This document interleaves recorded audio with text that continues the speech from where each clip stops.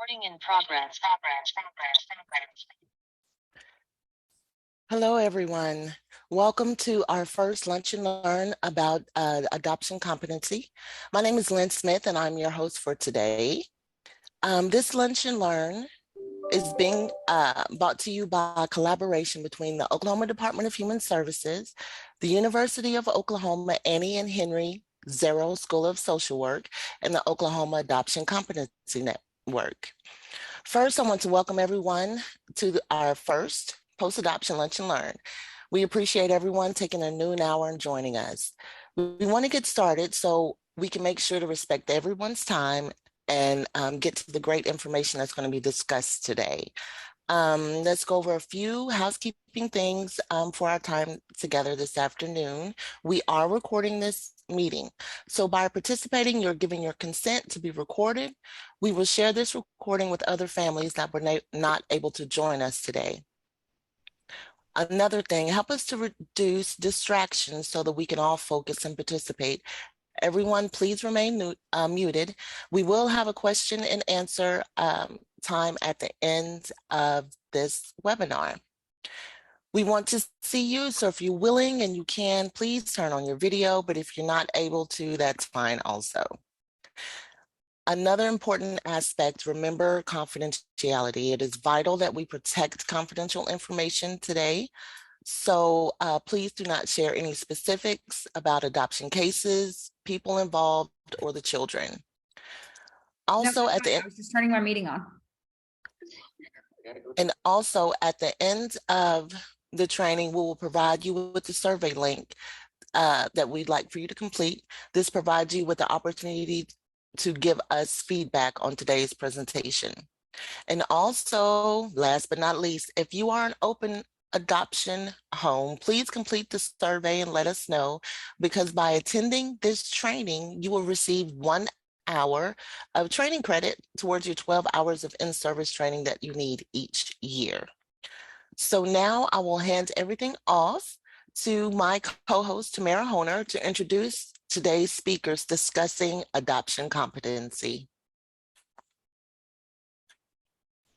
Hi, thank you. We have two speakers today. First, we're going to have Dr. Bonnie Goodwin. She is an assistant professor at the Ann and Henry Zero School of Social Work. She works with the Oklahoma Child Welfare Department as the statewide coordinator of adoption preservation services. Dr. Goodwin is a clinical social worker who has worked with children and families in various ways for the past 20 years. Our other presenter is Dominique Carter. Dominique currently serves as an education specialist with the Department of Human Services. Prior to this position, he served in Child Protective Services and permanency planning with a total of 9 years of experience with DHS. He is currently in the MSW program at the University of Oklahoma and plans to continue serving others following his graduation in May of 2023. I'm going to hand it off now to Dr. Goodwin. Hello, everyone, and welcome. I am so excited to have this time with you today and that you have had the opportunity to jump on here with us. We're going to get started soon with the content, but I just wanted to give a quick hello and let you know a little bit of information about the format of these Lunch and Learns. We are going to continue offering these over the next several months. Hopefully even longer than that. So our goal is to just continue to build connection with you all and build support for our adoptive parents and adopted adults, but also professionals who are working with adopted individuals.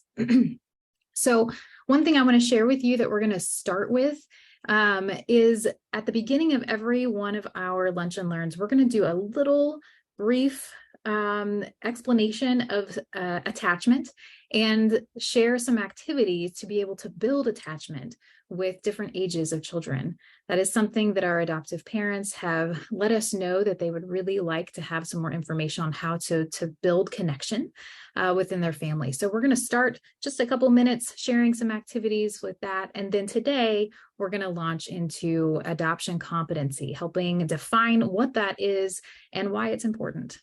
So I'm so excited. Thank you to be here. Thank you for being here. And Dominique, let's get started. Perfect. I just want to remind everybody that has logged in, if you could please enter your name and contact information in the chat. We will be keeping track of that for any additional information we need to send out about additional trainings.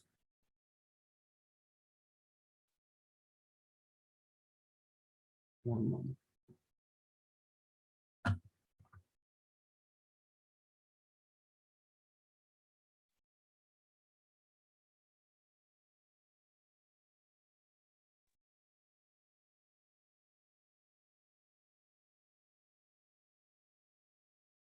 We are just waiting on sharing the screen. There we go. There we go. Sorry, took me a second. All right. All right, so good afternoon. As they did state, my name is Dominic Carter, and I am pursuing my MSW at the University of Oklahoma, and currently in my concentration year. So basically today we're going to be talking about understanding adoption competency and what that means moving forward to be able to serve the families and youth that are pursuing adoption or that are or the children that want to be adopted. So we'll move forward. So today, as I mentioned, we are going to do a brief touch on attachment and share a couple ideas of how to build attachment at home. And then we are going to launch into a definition and explanation of adoption competency, what that entails and why it's so important. And then we're going to touch on some adoption language, some accurate and kind adoption language versus some inaccurate, or we know that words are important and carry a lot of weight. And then we're going to briefly touch on some trainings that are available in Oklahoma for adoption competent professional work. And then hopefully we'll have a little bit of time at the end for any questions. So as mentioned earlier, we'll start each webinar with a brief series and kind of explain what attachment and strategies are in order to build those specific bonding and attachment skills with the youth. So understanding attachment and bonding, it starts with meaningful and permanent connections to enhance the emotional well-being between two individuals. And this is something that is very familiar and secure with children. These usual types of relationships outline more so of a parent-child interaction. However, they do build a framework for other relationships such as peers, siblings, and members that they work with within the school systems.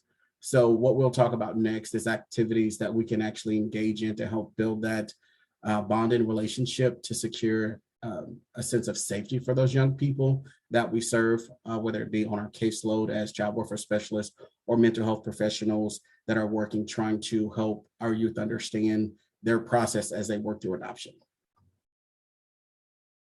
So our first activity we're going to share is a way to build connection with your littles. So we know that whenever you have an infant or a baby with you, then it's really fun to make faces and see if they can respond, what kind of faces they respond with.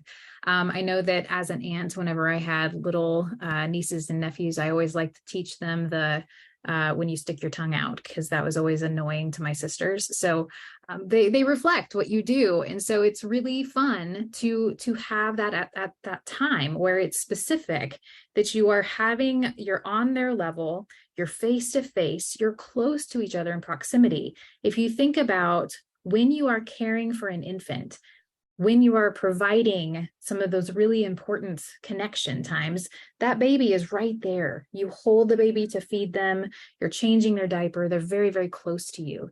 And that's really a part of this activity time, is to just get on their level, be purposeful at looking straight into their eyes and making some silly faces and just reflecting, seeing, and then sometimes even seeing if they can make a face, and depending on their age, and you reflect that face back to them.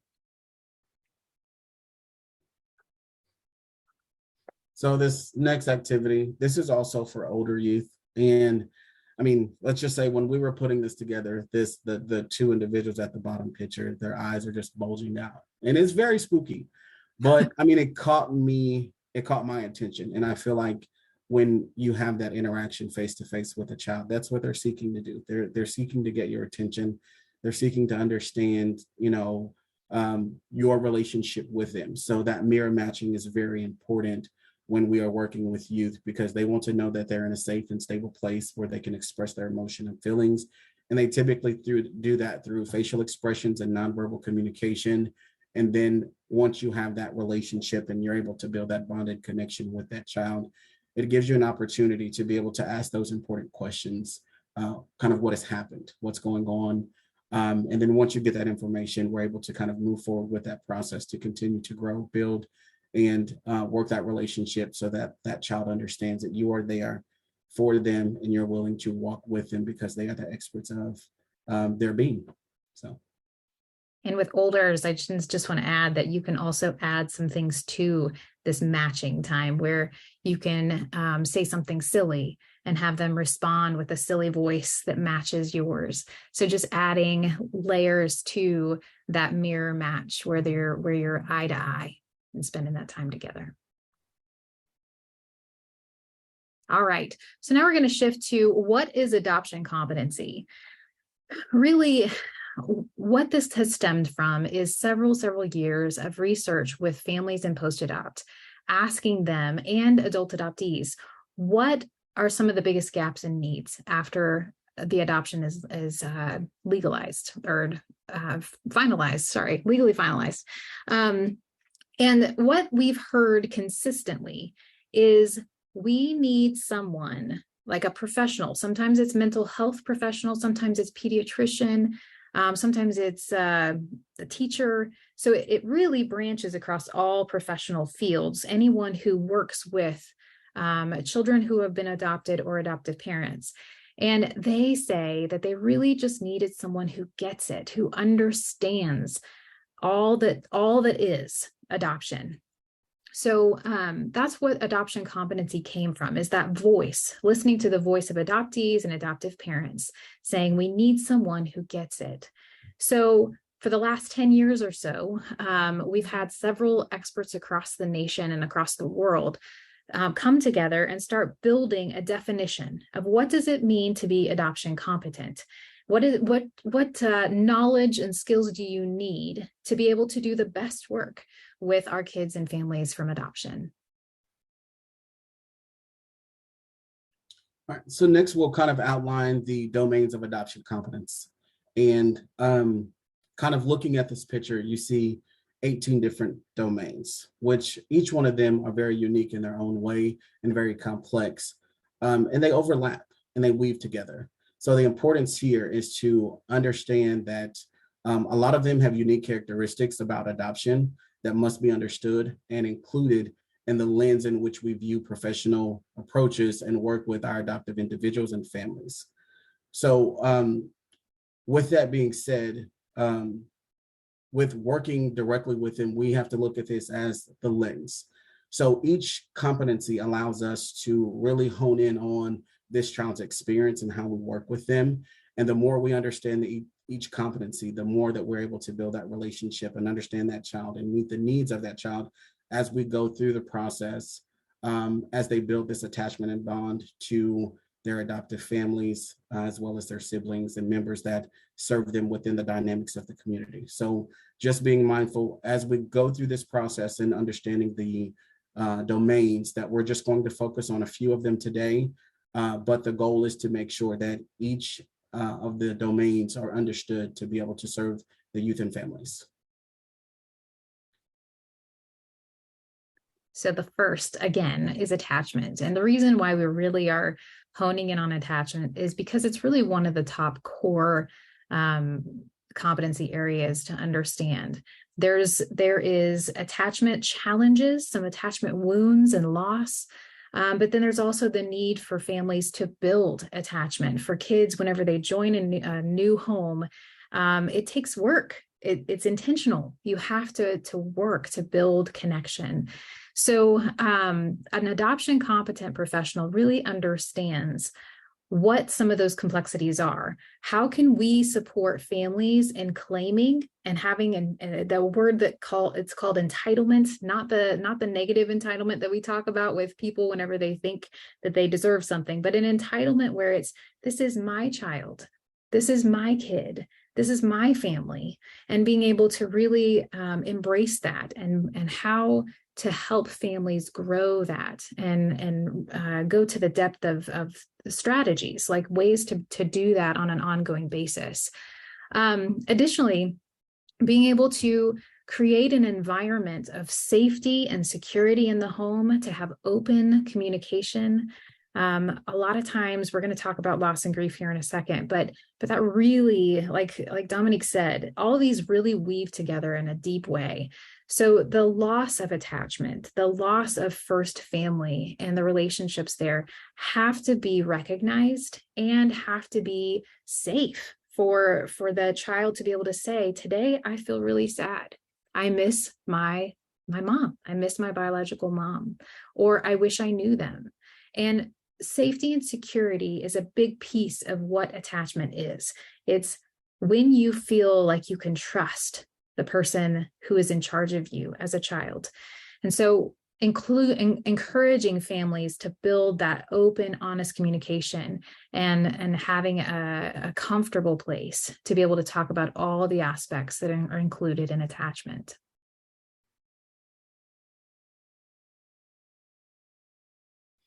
All right, so next we're going to talk about loss and grief. So each child that we work with, whether it be from the child welfare system or that has experienced adoption, at some point in time has experienced some type of maltreatment, whether it be abuse, neglect, or any other maltreatment. It all comes in layers. And if this information is not recognized and it goes unresolved, these could be perceived as symptoms of mental health diagnoses. So as adoption competent professionals, understanding these issues of loss and grief in adoptions, it could definitely help build strategies to help these youth and families recognize the losses that they've experienced as they've gone through this process. As a child welfare specialist, I have worked several years within the field as one of the representatives said earlier today. And each child, when they would get moved from place to place, it was because loss. They had a hard time dealing with the process of having to be moved, or missing their family, or not being able to be placed with siblings. So being able to understand those specific instances where that child just wants to be acknowledged, they want to be heard, and they want to be able to use their voice to be able to advocate for themselves. And sometimes as professionals, we perceive their behavior as a personal attack on us, when in essence, they're just trying to process the grief and the loss that they're dealing with. So as we move forward, we make sure that when we understand these behaviors, it's because they've experienced that loss and grief, and we have to be able to give them grace in the process to be able to process that in a manner that is conducive for their healing process, and then being able to walk with them through that process so that they understand they have someone they can trust, and someone that will be able to walk through it with them.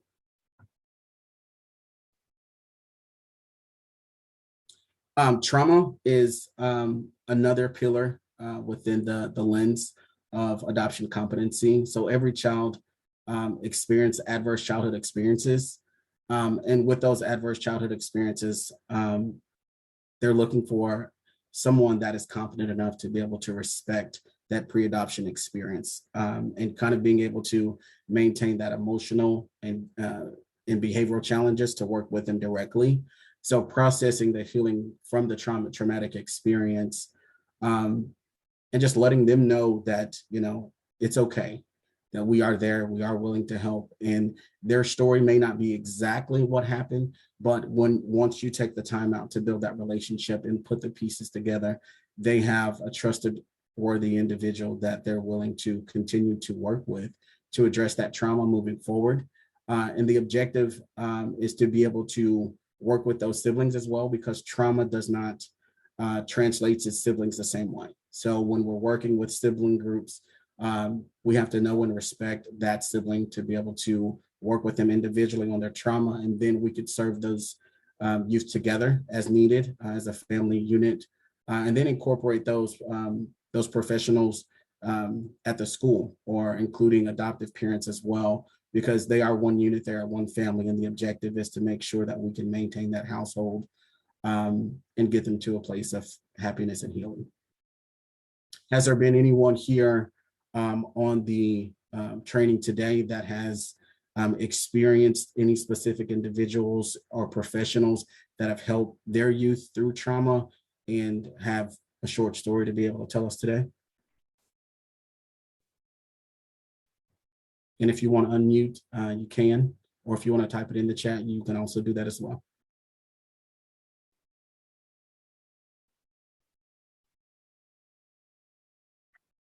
Maybe as people might be typing something, I'm just going to throw in that I think trauma is something that our mental health community has done really well at recognizing the impact of trauma on children, how it impacts development of the brain, social and emotional development, and even physical development.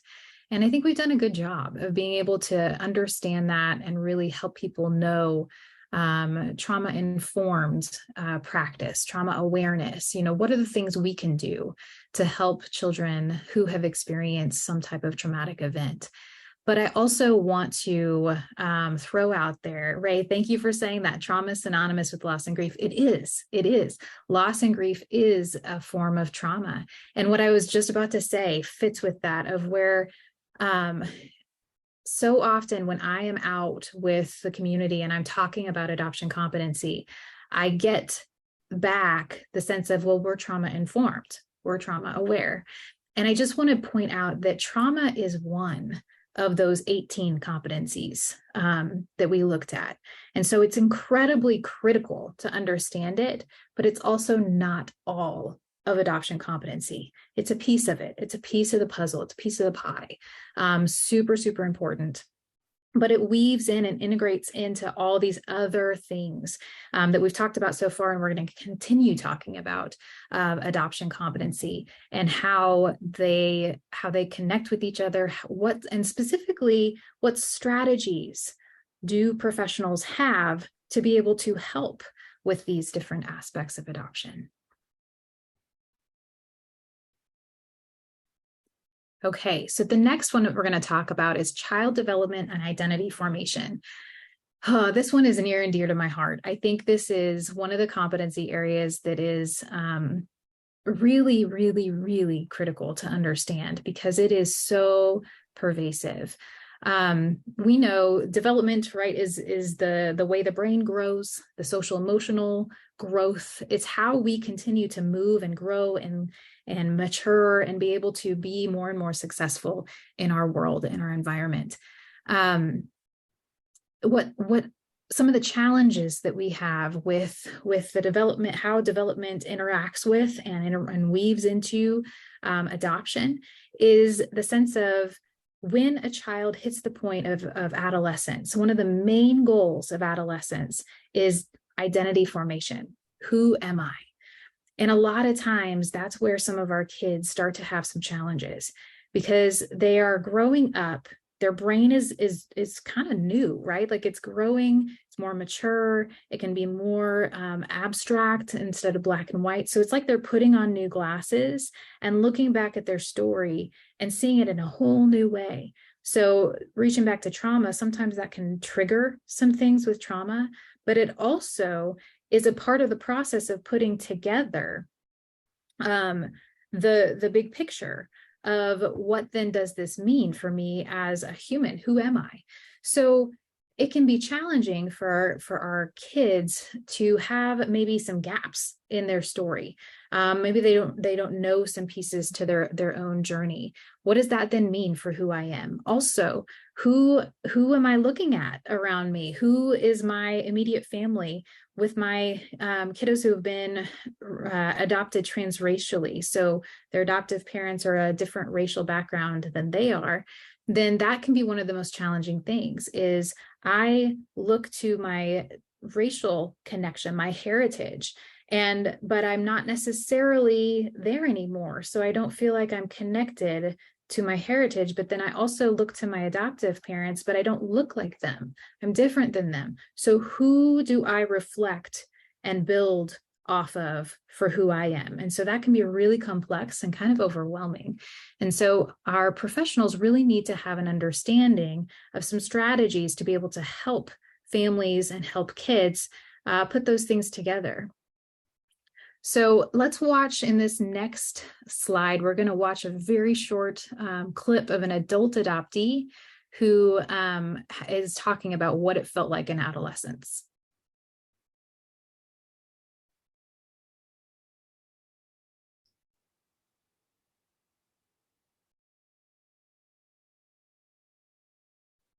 High school was really hard for me. Teenagers were really hard for me. I had all these friends who would rebel against their parents, right, or their family, because they looked like them, and how dare that be? And so the way they kind of rebel is to be the opposite of that. I was jealous of that, because here I had these parents, this family that looked nothing like me to begin with. So I didn't know who I was, or even have some solid grounding which to rebel against.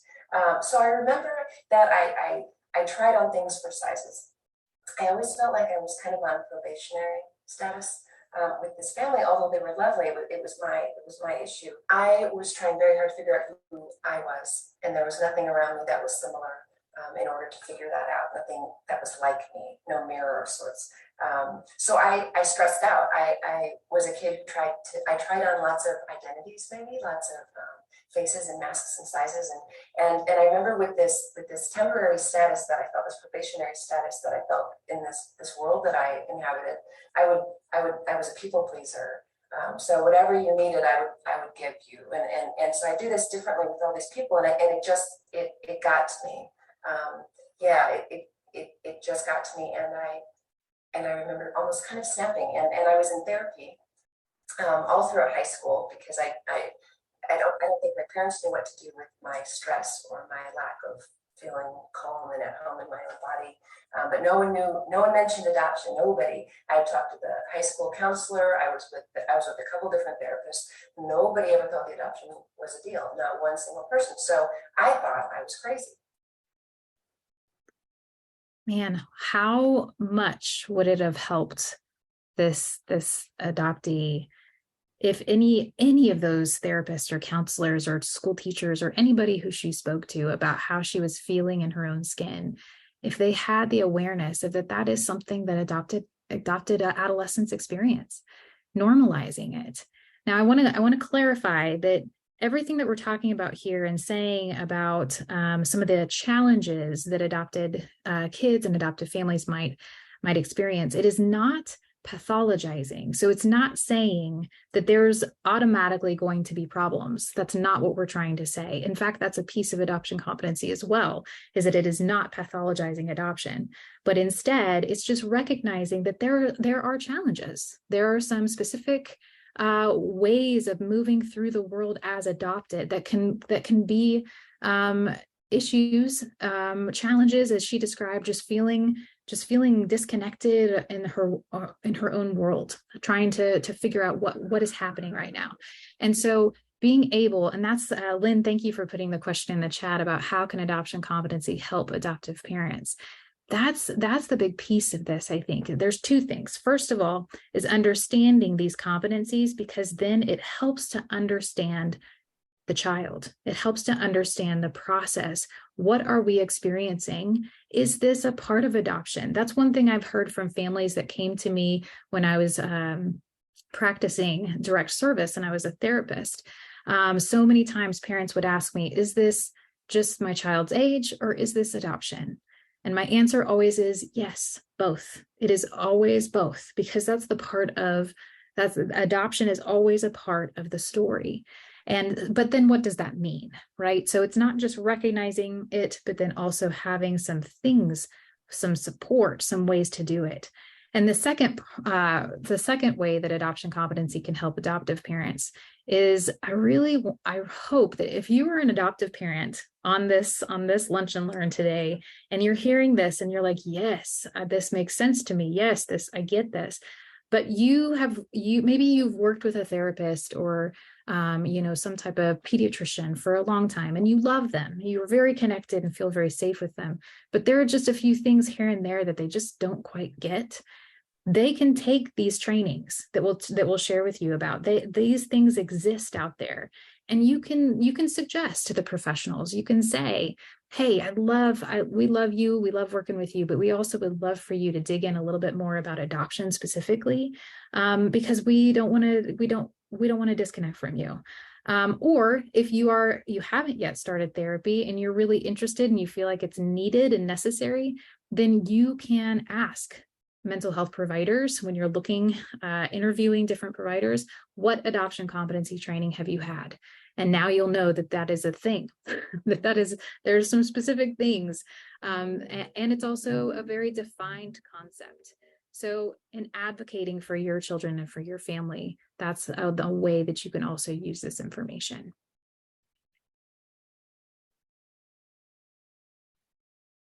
All right, so next we'll talk about diversity and difference.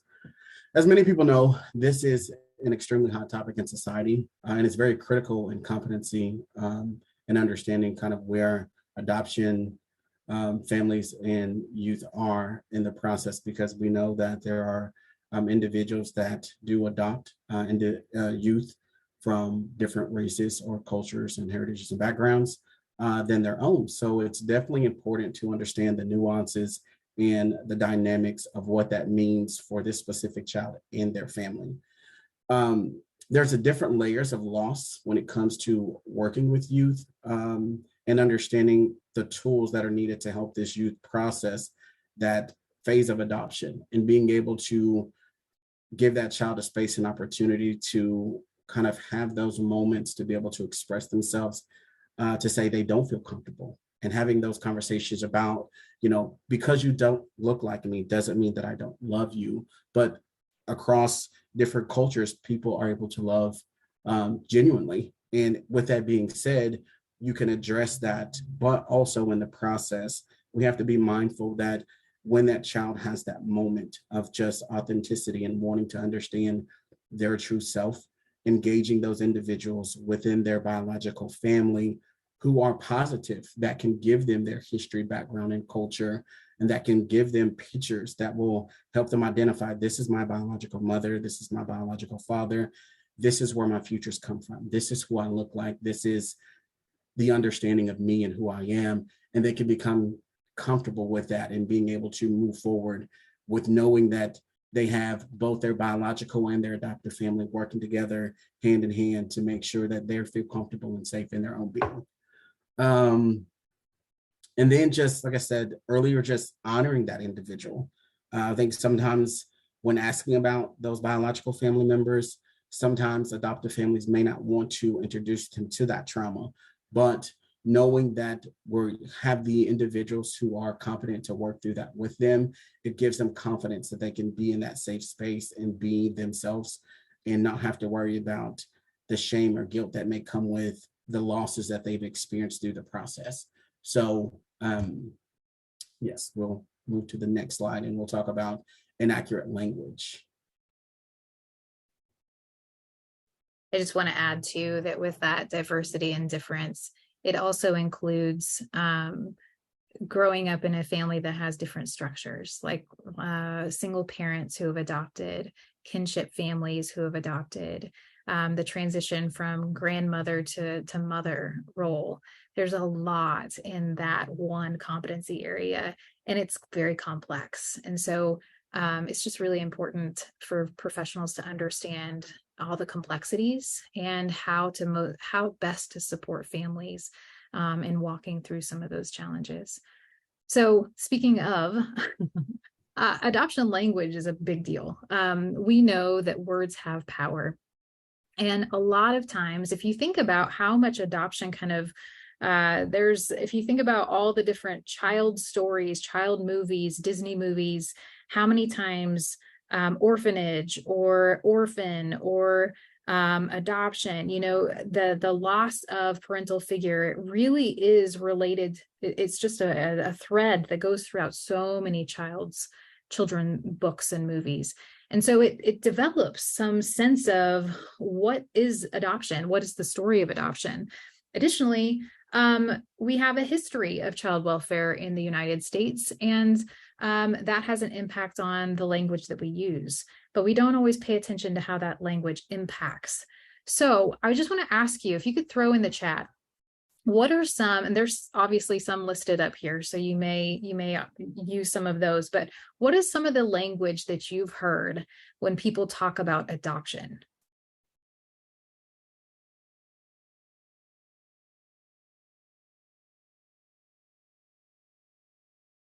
Legal parents, yes. Real parents.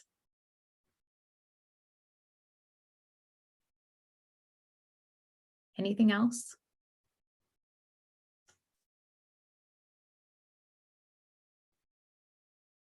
Has anyone heard or used the phrase put up for adoption? That's not on this list. I hear it all the time.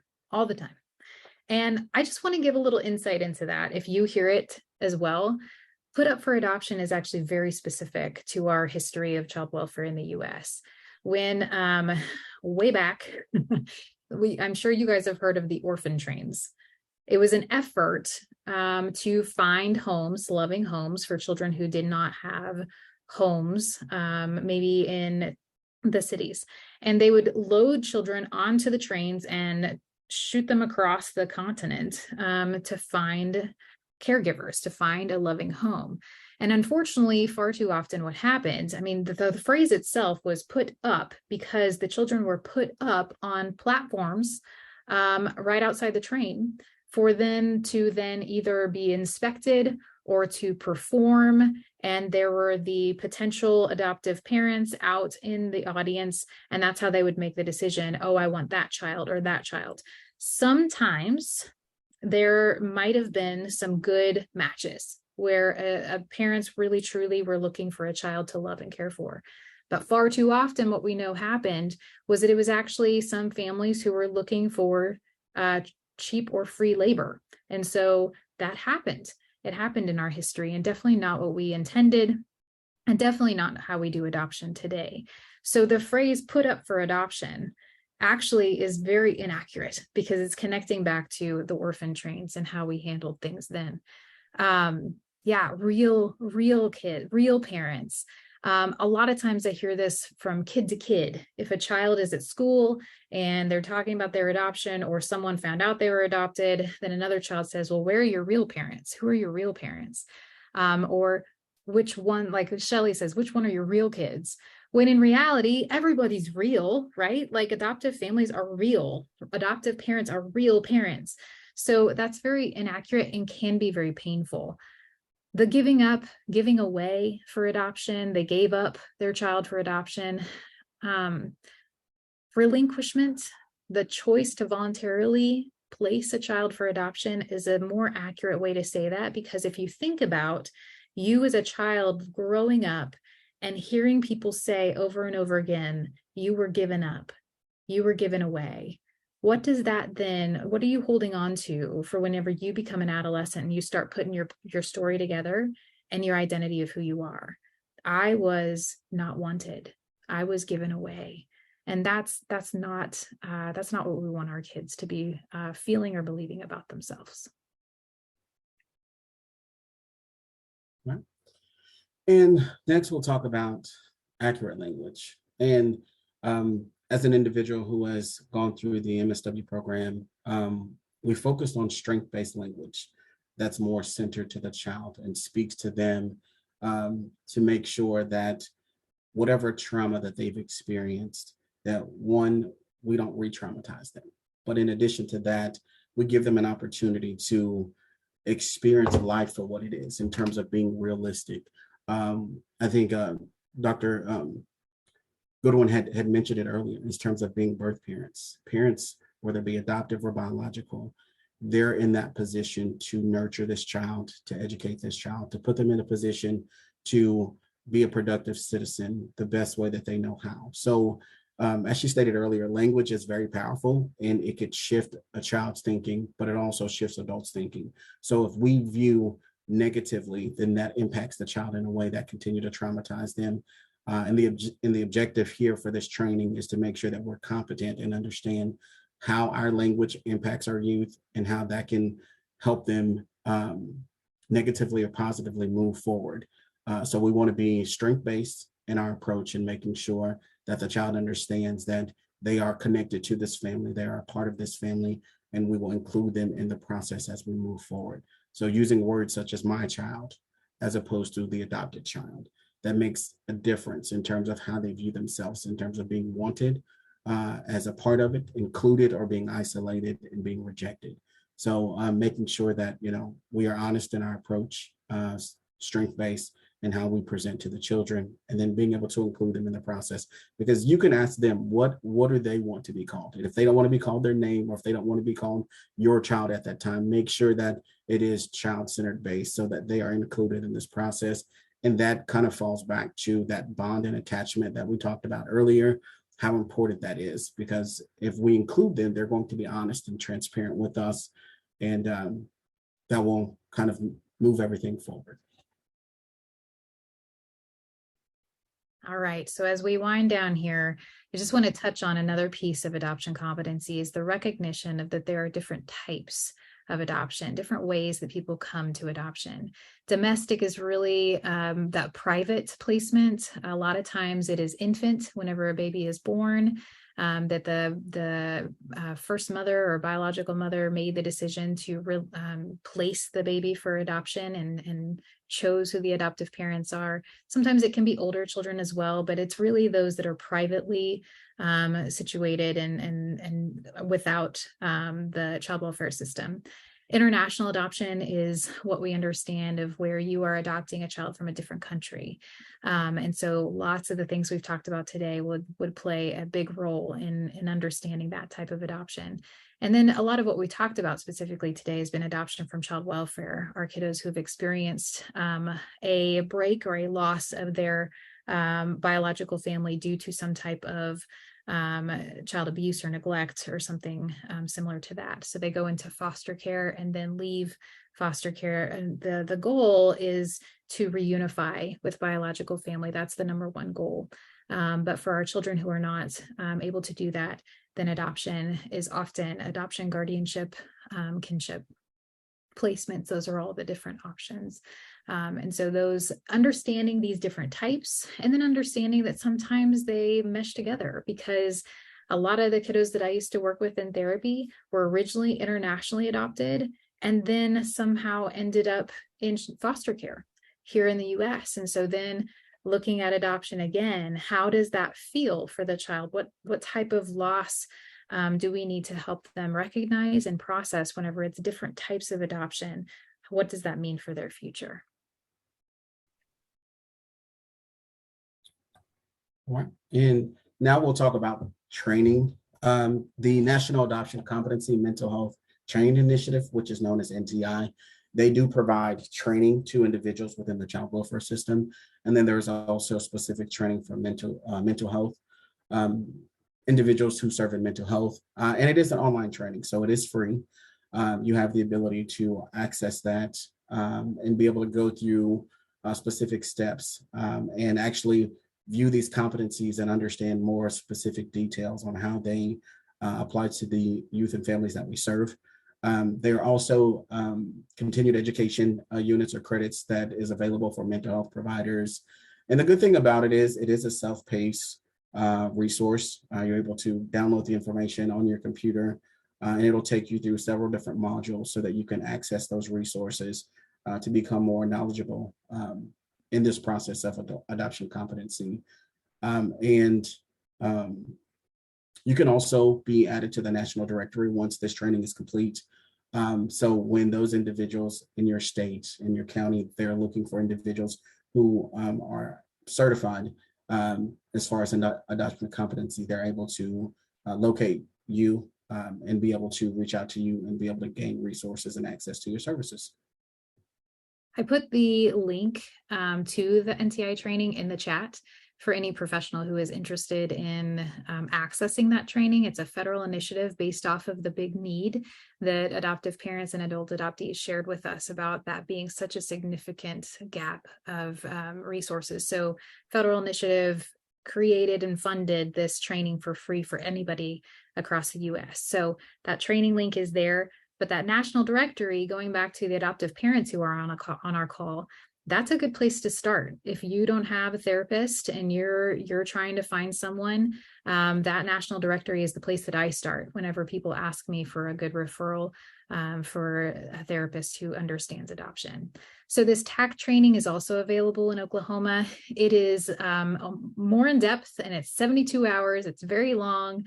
It's essentially, it's like if you have done an overview training of something and now you're wanting to get certified in it. That's what TAC is. So it does cost, it's more intensive. It has consultation, but you do receive a certification at the end of that.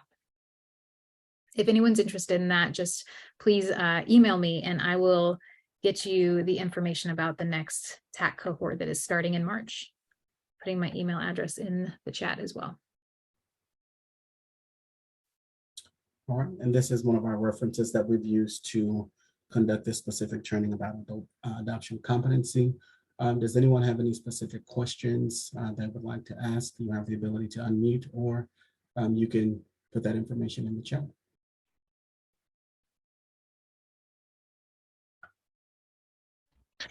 And I also want to add, Dominique, that I am putting the link to the survey to give us a little bit of feedback on today's presentation. I will put that into the chat. And also the survey, if you're an adoptive parent that is on today, we would really love for you to fill this out, to give us feedback, to give us also ideas about topics that you would like to listen to and learn about in regards to supporting you and your adoptive family. So I'm going to put that into the chat while we do the question and answer. Are there any questions or thoughts that anyone wants to share?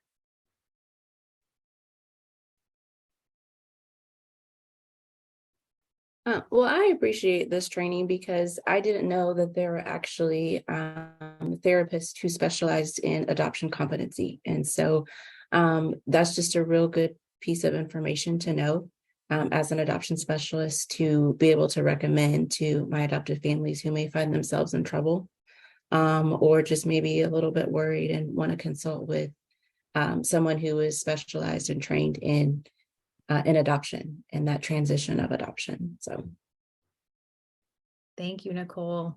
And yeah, I don't know, Toya or Christy, would one of you mind looking up the link to the National Directory of NTI and putting that in the chat so that then our participants can have that link as well if they want to look at the National Directory to see who around them or who in different regions. It's a national, so it's also in different states. So if you've got a kiddo who is adopted from someone in a different state, that's a good place to go to find adoption specialized or adoption trained therapists.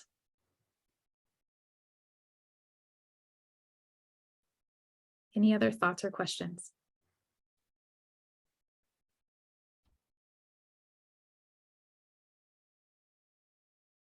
Okay. Well, I am so grateful for you guys and your time and for joining us in this conversation. We do have our next Lunch and Learn that is scheduled for what date, y'all? It is, I think March the 28th, I do believe. And That's so right. we do have the email information that everyone put into the chat and also on the survey. So you will be getting that information. We do have another event coming up on March the 3rd, which is a book club. And so look out for that in your emails. There's a book club. We will be going over the book, 20 Things Adoptive Kids Wished Adoptive Parents Knew. Let me get the flyer and I will put that flyer in the chat so that information can be dispensed as well.